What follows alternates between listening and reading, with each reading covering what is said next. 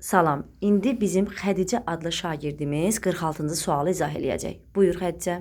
Deməli, burada has got, have got strukturdur. Bu zaman has'in özü ilə düzələcək. Sualı, inkarı və yaxud da ki, disjunktivi.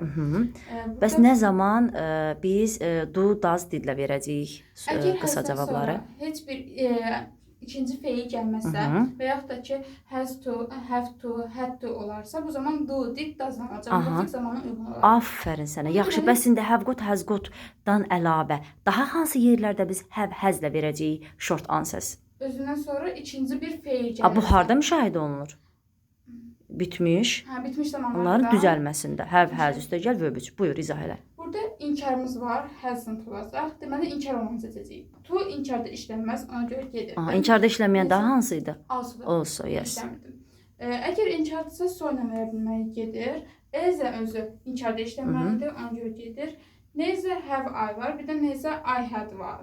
Hasn't olduğuna görə had verib səhvdir. Bir də ki, nezə ilə had I var. Super, möhtəşəm, əla, gözəl.